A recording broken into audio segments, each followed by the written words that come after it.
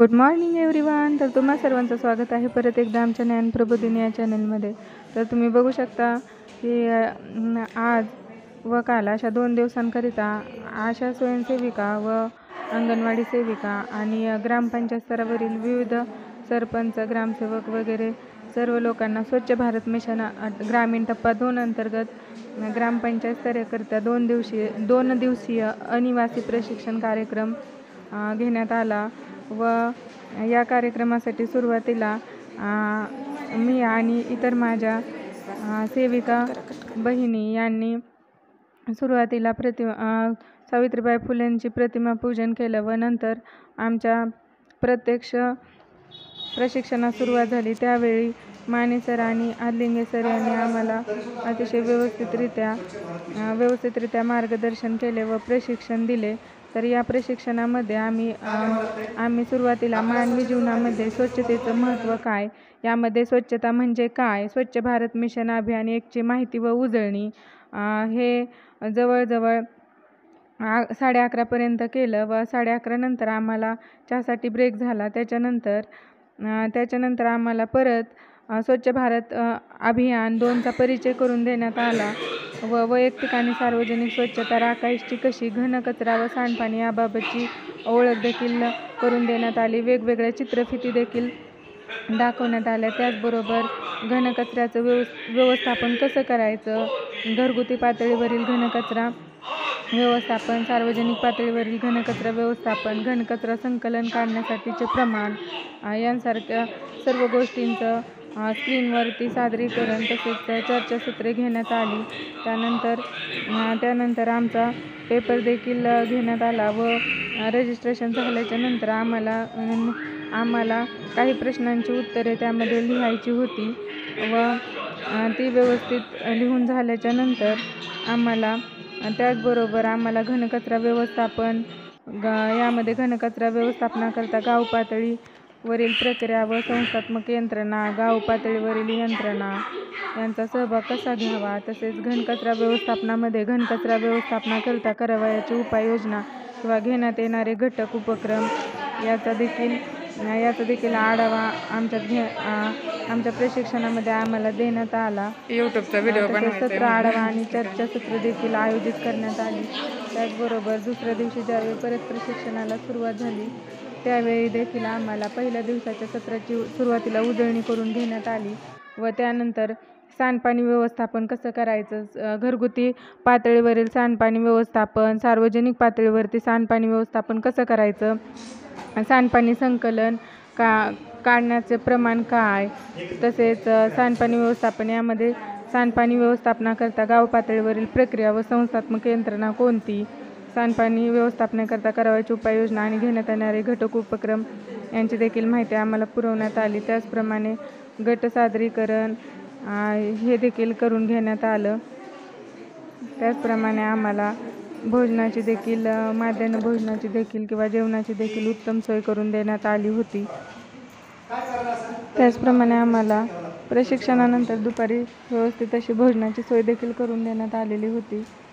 या प्रशिक्षणामध्ये आम्ही व्यवस्थितरित्या वेगवेगळ्या घटकांचा अभ्यास केला व सरांनी देखील व्यवस्थित मार्गदर्शन केले. वेगवेगळ्या चित्रफिती देखील आम्हाला दाखवल्या. त्यामुळे स्वच्छ भारत मिशन हे अभियान अंतर्गत जे काही घनकचरा व सांडपाणी व्यवस्थापनाचं ट्रेनिंग आशांना देण्यात आलं त्याचा फायदा नक्कीच आशा आपापल्या कार्यक्षेत्रात करू शकतात व लोकांना स्वच्छतेविषयी आणि सांडपाण्याविषयी जनजागृती करून जे काही हे ट्रेनिंग मिळालेलं आहे त्याचा उपयोग प्रत्यक्षात करू शकतात.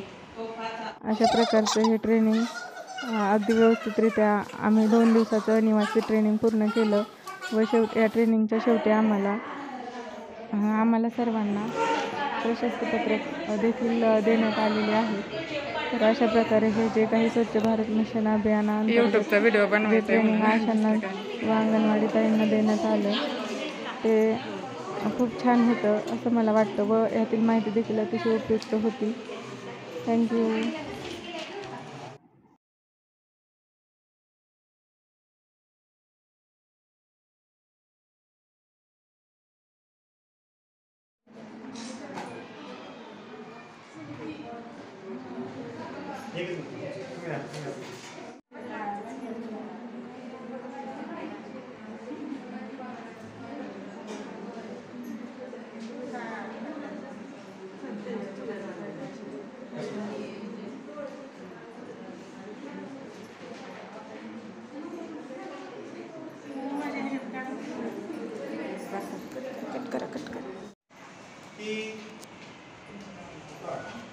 काय करायला असेल तरी सुद्धा आपल्याला एक प्रशिक्षण घ्यावं लागतं. स्वच्छ भारत मिशन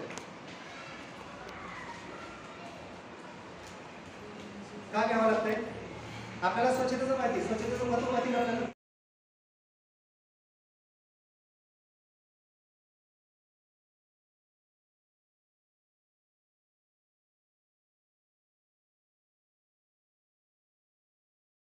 आवश्यक बांधणीचा तरी आधी प्रत होऊन तळी टाकी पर्जन्य काळापर्यंत संपूर्ण गडास पाणी पुरेल अशी मजबूत बांधावी.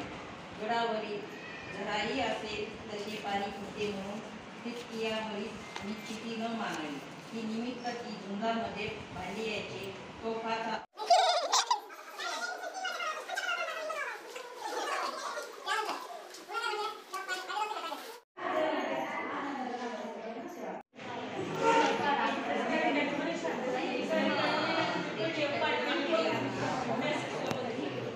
यूट्यूबचा व्हिडिओ बनवायचा आहे म्हणून दुसरं काय नाही.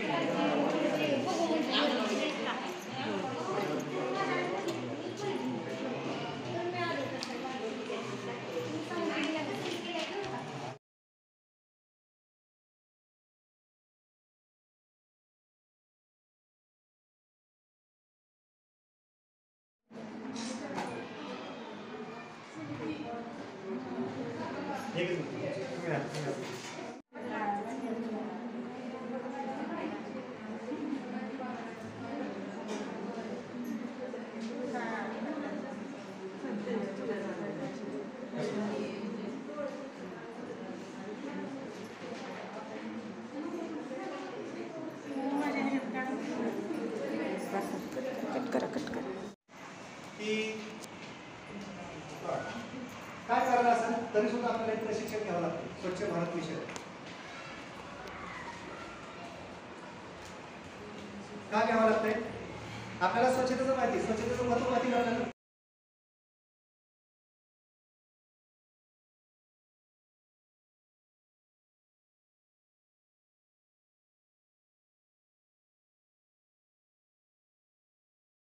आवश्यक बांधणीचा तरी आधी प्रत होऊन तळी टाकी पर्जन्य काळापर्यंत संपूर्ण गडास पाणी पुरेल अशी मजबूत बांधावी.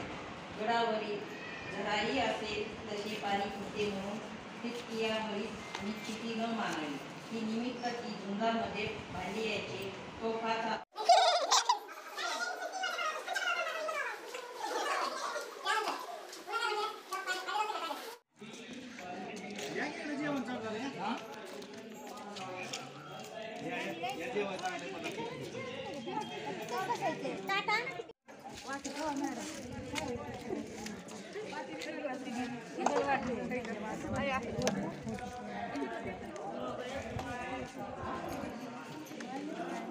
I took 50 paper.